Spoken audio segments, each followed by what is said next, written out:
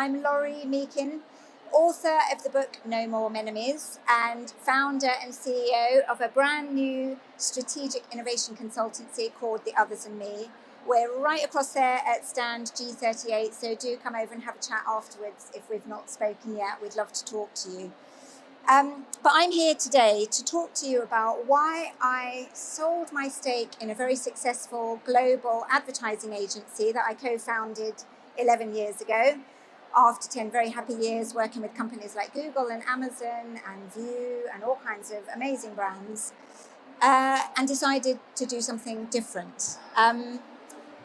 My talk is going to start in a personal place and in a little bit of a dark place, so slight trigger warning. I'm not going to dwell on it, and I promise this is going to be a story that's absolutely about business, about leadership, and about hope. So bear with me, we'll go dark for a little bit, but there will be better news coming, I promise you. So, something happened to me 30 years ago that happens to 1 in 4 women, it happens to 1 in 20 men, it happens to 1 in 2 gay men and trans people, which is I got violently sexually assaulted and raped. Now for me, it happened on a street on a winter's evening. The guy threatened to kill me. He told me he'd kill me if I ever talked. I'm talking. But the really important thing, the thing I want to dwell on, is not what happened, because those of us who've been through it know that that needs to be talked about in spaces that are a bit less public than this. What I want to talk about is what happened afterwards and what that made me realise about the way the world works and what the implications of that are for business, which may sound a little bit strange to be drawing parallels between those two things, but let me just explain what happened. So I managed to get away from this guy eventually, just purely by chance, because someone happened to be coming along, walking their dog. He got scared. I'd stayed alive long enough to be able to get away. Ran to my boyfriend's house. We called the police. And the police arrived. And the guy who was the chief of police was actually a really lovely guy. And he was being so kind and so supportive and so helpful. But what he did to me was made me walk up and down to recreate the scene and said, let's have a look at you. So I put my brolly up and I had a very long overcoat on. I had very short cropped hair at the time, but you couldn't even see that under my umbrella. And I had big DM shoes on because I used to dress in a very kind of masculine way. Okay, the screen's frozen. I think I'm just going to talk. Should I just talk and forget the screen? Okay, thank you, my lovely. We don't need a screen. We can just have a chat. I might perch on here like I'm in a boy band. There we go. So that was really interesting, because what actually happened was I then spent the next 30 years not talking about this, because I kind of believed that this was my fault. And I felt shame, as everyone who's been through similar experiences does. I then went to therapy, and what therapy did was basically tell me that it was Freudian therapy, and anyone who knows anything about Freudian therapy knows it's basically based on the idea that women's problem is basically that they're kind of envious of men, and if only they could be more like men, and we've all got penis envy, and we all want to shag everybody anyway, and so that just screwed me up again for like the next 20 years. The other thing that kept going on in my head, and some people ask me explicitly, why did you not fight? Could you not fight him? Why did you not run away? Because we've all been taught like fight or flight, right? That's the response. Why did you not do either one of those? Now, one answer is he said he was going to kill me, which is something that you don't really want to take a gamble on. But what I learned like 20 years later is that fight or flight are not the only trauma responses and the only panic responses. I don't know how many of you know this, but that's actually the response in men that's most common. For women, there are 2 things that tend to happen. It's called freeze or fawn, which basically means you stay still, you realise that if this person's bigger than you or you're in danger, don't fight, don't try and run, you're not going to win. Freeze, work out, thank you, my lovely. Work out when's the right time to escape and do it then. Right, so 30 years of shame had happened because I didn't understand that one of those things that we think we all know is actually not true for all of us. It's much more true in men. It's not really true in women at all. That was fascinating. The other thing as well that happened, the other reason I didn't talk about it for 30 years is because I was worried about upsetting other people, and particularly men. So a lot of the men in my life found it really traumatizing because they felt powerless, they didn't know what to do, they found it difficult to cope with. So I spent a lot of time worrying so much about how everybody else was that I didn't actually talk about something that I could have shared and I could have helped other people with, because of this misguided sort of feeling about how's everybody else feeling, and am I being kind of kind enough to everyone, and am I making everyone feel comfortable enough, and am I putting everybody else's feelings in front of my own. Now what I'm talking about is a very specific thing that happened 30 years ago, but I hope you're noticing a lot of the things I'm talking about happening since then are things that happen to all of us all of the time in life and in business. So I decided I needed to do something about it. So I started kind of exploring, thinking, well, maybe things are a lot better now. Right? That was 30 years ago. We must have come an awfully long way by now. And once I started digging into the data, I got more and more alarmed. I promise there is good news coming soon, but this is the bad bit, right? I got more and more upset and alarmed at the state that the world is in now, because we're actually going backwards in terms of gender equality. So I'm going to read these figures to you because they're worth taking in. 64% of women feel that gender equality cannot be achieved unless men take action to support women's rights, understandably. 86% of men say they're committed to interrupting sexist behaviours. Fantastic. Only 31% of them, though, say they feel confident enough to do it. 77% of male exec leaders believe that within their organisation they're active allies or public advocates for gender equality, which sounds fantastic, until we realise that only 45% of exec women actually agree. So they think they're doing a much better job than they are. 41% of male employees say they feel obliged to show active engagement with diversity initiatives, despite it not being relevant to their career. 43% of male employees feel less valued because of diversity initiatives. 49% of them feel they'll be looked over for promotions due to diversity targets. And 53%, this is the majority of British men, say we've gone so far in promoting gender equality that we're now discriminating against men. And that's not just a UK thing. People in the US agree. That's the same in kind of countries all around the world.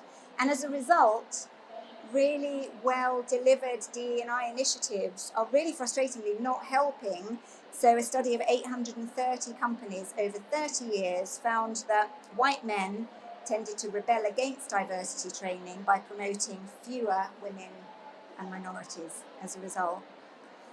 So I was just like, what the hell is going on? Because also, I don't know about you, but I know, I've seen all the data, gender equality works better for men as well, right? We've seen it all in businesses. It makes businesses grow better, more profitable, more innovative.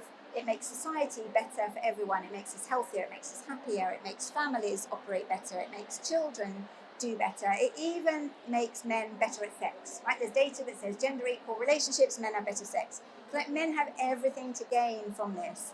And yet we're sitting looking at this picture that's worse than it was 30 years ago.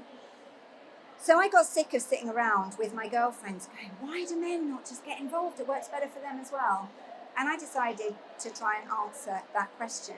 It was particularly important as well because it's really easy to think that Gen Z are going to save us, and if I just wait long enough, they'll be fine, we'll get there in time, they're the woke generation. It's not actually true. Those numbers I just talked about before, young men are even more likely than men my age to think those things. So this is not going to sort itself out. So I decided I needed to do something about it. What I decided I needed to do was take the approach to gender equality that I've spent 30 years in my professional career taking to advertising and branding problems. So this ad is one, I don't know if anyone here is old enough to remember it. It's from a very long time ago, but I noticed it when I was quite young because it was aimed at young women like me. And the insight is, well, of course, smoking kills you. It's really bad for your health. But the insight that they discovered, the best way to encourage young women not to smoke, was to tell them that it damages your skin, it dulls your skin. And also it smells bad. So there was another one like this that was about look how much you spend on perfume, and actually when you smoke you make yourself smell really bad. Now that looks really dumb from the outside. It's like, why on earth would anyone worry about that? But we as humans do what we want to do. Our motivations really matter, and we don't do what we should do or what we're told to do. We do what works for us emotionally. So I decided I was going to take a couple of years to go and explore, well, what does it feel like then to be a man right now, so that we can do the same kind of thing. So I took the approach I always take in advertising, which is really understand what the problem is. So I ended up writing a book. It's got over 600 data points that set out the real state of gender equality, because there's a lot of myth, a lot of misinformation, and a lot of stuff I didn't know.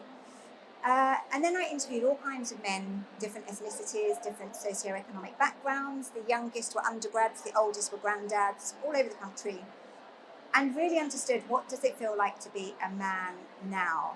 And this is where the good news starts coming in, because what I discovered was if we do exactly what that anti-smoking ad does, if we go, what is it that they care about? What motivates them? What do they feel proud about? What do they enjoy? And how do we use that to actually create a more gender equal world that we know is going to benefit them? That might be the way forward. So that's what I spent 2 years researching. That's what I wrote up in a book. And it's what I've just established a business that is about helping companies do exactly that. And I'm going to talk to you about a couple of examples and some of the learnings in just a second. First off, though, it's really important to go this whole gender wars mindset, men versus women. It's so prevalent. Media editors amplify it. Algorithms exacerbate it enormously. And it plays out in all kinds of areas. So misogyny and homophobia and transphobia, they're all on the rise. And they're all on the rise because they're all connected. I love this quote from Sean Fay, who's amazing. Her book, The Transgender Issue, is absolutely enlightening. But what she says is misogyny, homophobia and transphobia share much of the same DNA, because to the patriarchy we all do gender wrong. So it's about trying to go, how do we create an inclusive world that gets over this trans versus cis, gay versus straight, men versus women, and really understands how do we create a world and businesses that are going to work better for all of us. The other really important thing is intersectionality beyond gender is so important as well. I mean, again, hopefully this kind of thing isn't news to any of you. It's unbelievably shocking that when you look just at men versus women, for instance, and you don't look at men of colour, women of colour, you see the massive difference between the opportunities that exist for white men versus women of colour. And interestingly, this is in terms of kind of presence at different levels of leadership. The picture for white women and for men of colour is actually relatively similar when we look at this kind of area. So really important to be intersectional as well. What's also fascinating about that is it's easy to think that being marginalised is a weakness. That's what we're told. This whole gender wars thing kind of sets up that idea, and then people get upset at each other because they're like, you shouldn't win. No, I want to win. What's really fascinating is that research by psychologists shows that when you are a marginalised group, you understand not just more about yourself, you understand more about the group that's in power as well. I just want you to listen to this very short clip. What makes you qualified to have a discussion, to be a voice where men are talking about, it's called Man Enough? The same thing that makes you the most qualified to have a conversation about whiteness.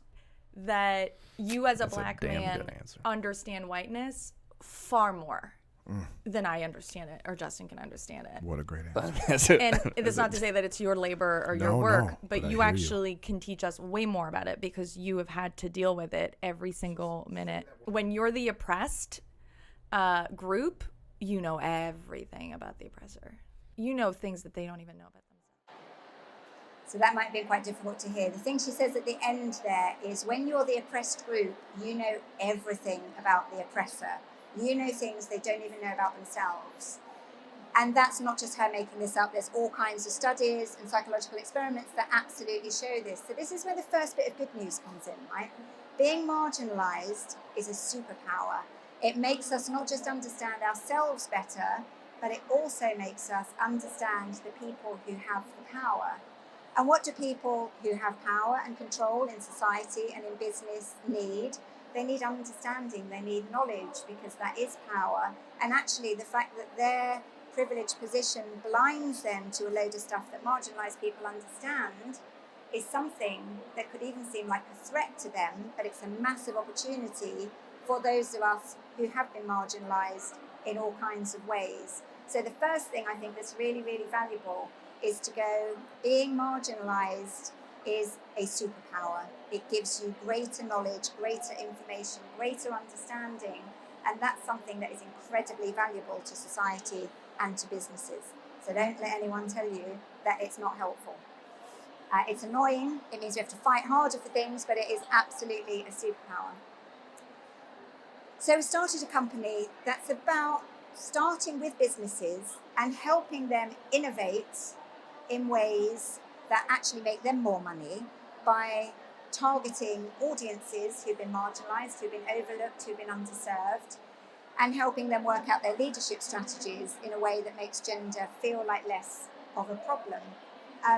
The important thing that I want to talk about here is just 3 examples of where that works and where the opportunity lies and where the good news can come from.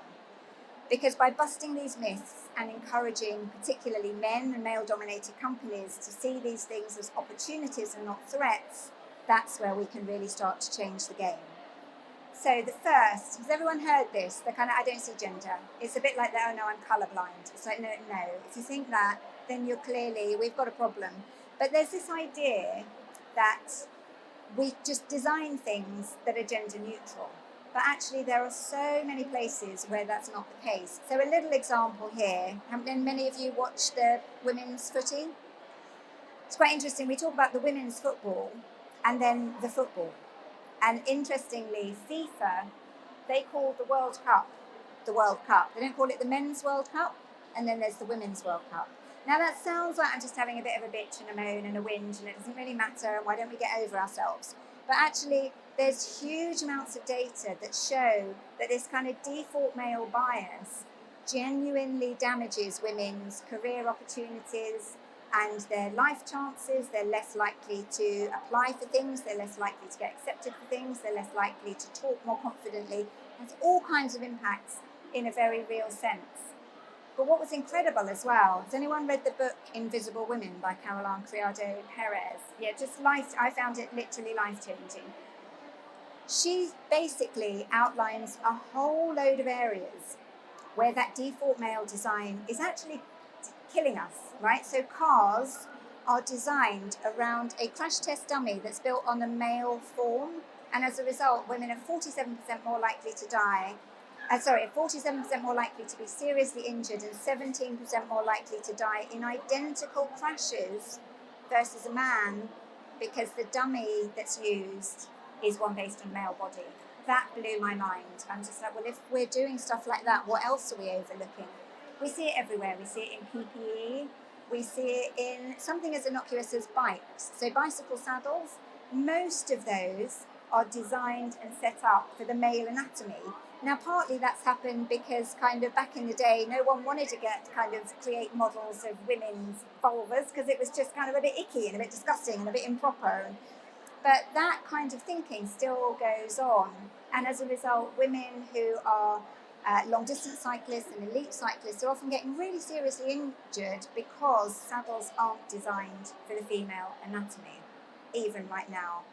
Football boots as well. How many of you have seen like walls and walls in sports shops saying women's sports shoes? Most of those are actually just scaled down versions of male shoes. What I didn't know, I don't know if anyone here did, women's feet are actually a completely different proportion as well as a different size. And a lot of people now think that the reason female footballers in particular are getting a lot of injuries is because they're generally wearing boots that aren't designed for a woman's feet. Nike have recently created something called the Luna, which sold out instantly because it's a woman's football boot that's actually designed around a woman's foot.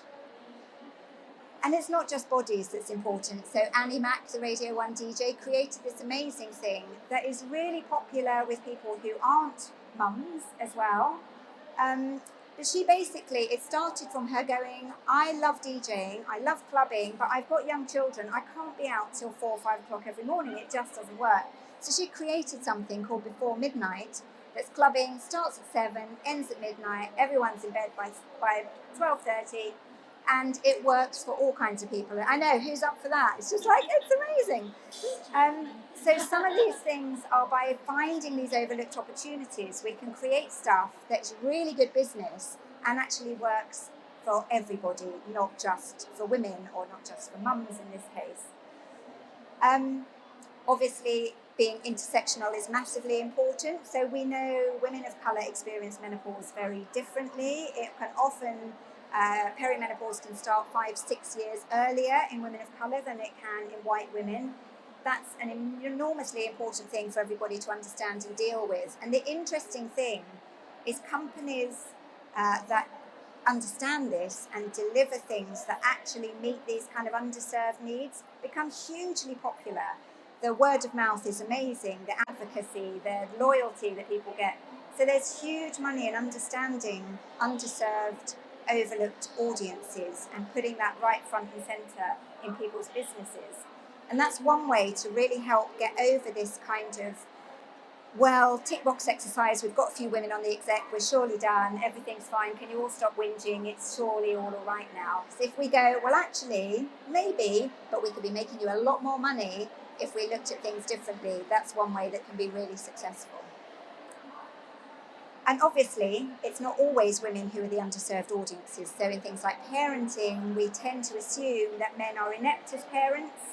A lot of research shows actually the thing that makes the difference is not whether you carried the baby or not, it's not whether you have a womb or not, it's not how you identify, it's how much time do you spend with the baby.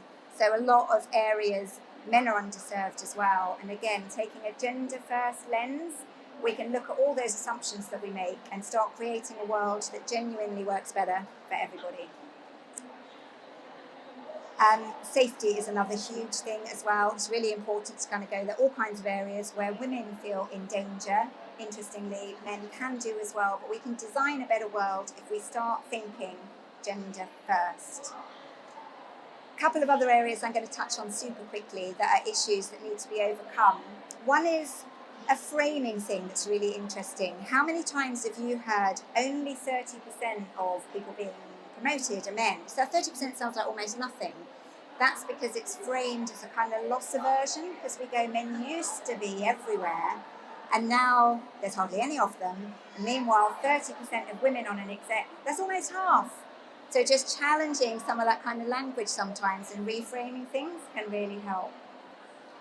And then there's all kinds of areas where data is so helpful. And this kind of information just fascinates everybody because we're like, no shit, I did not know that. So men talk more than women in everything, in life, in movies, in TV, music, they dominate, news, absolutely everywhere, even physical spaces. There's a study that shows men barge women off the pavement when I thought that was me making that up. It's actually a thing. But even in something as female-heavy as Frozen, men still do the majority of the talking.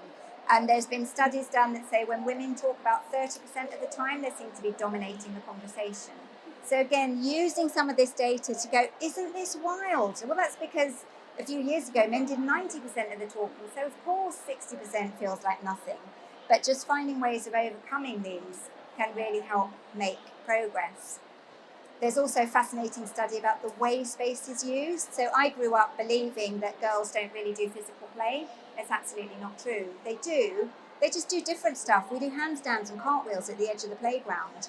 Understanding how people are actually using things and not buying the dominant myths is an incredibly valuable thing to do. And interestingly, in these studies, when they did things differently, the little boys loved using the spaces that had been created for girls.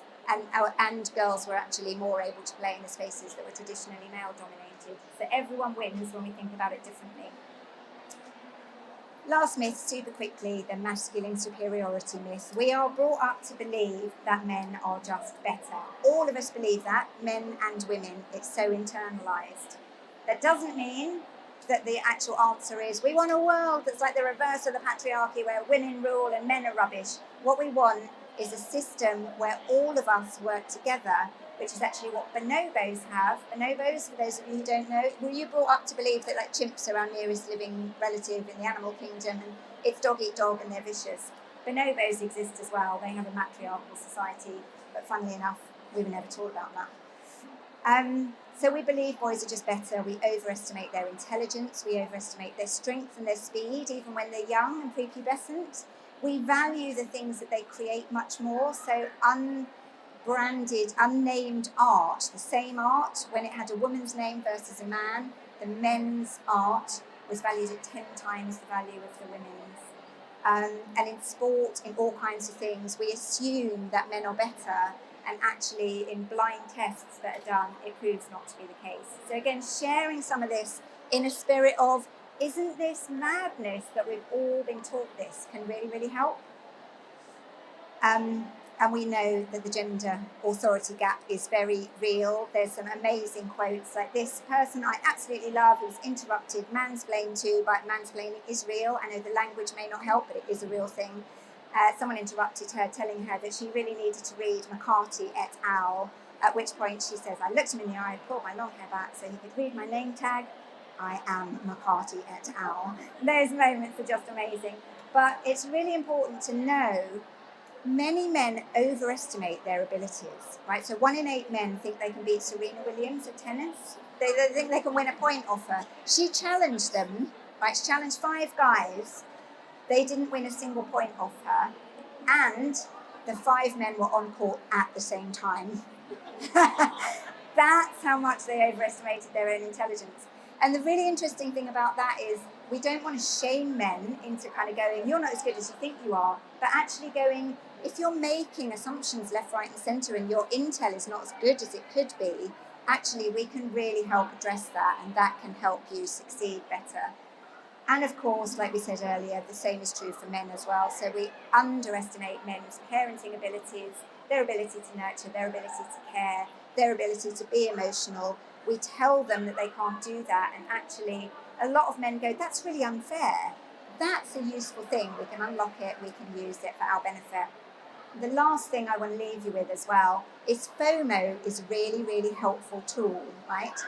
Men are missing out on stuff that data proves they actually enjoy because they're ruling themselves out of things that are for girls. So there have been all kinds of studies done where men enjoy books, they enjoy music, they enjoy sport, they enjoy all kinds of content that when they don't realise or they're forced to believe, to enjoy it, but actually they're missing out because if men get exposed to more things that for women, they're going to enjoy that as well. Do come and have a chat with us. We are right over there at G38. Love to talk to you. We are out of time. Sorry about the tech mayhem at the beginning, but thank you so much for listening, everybody.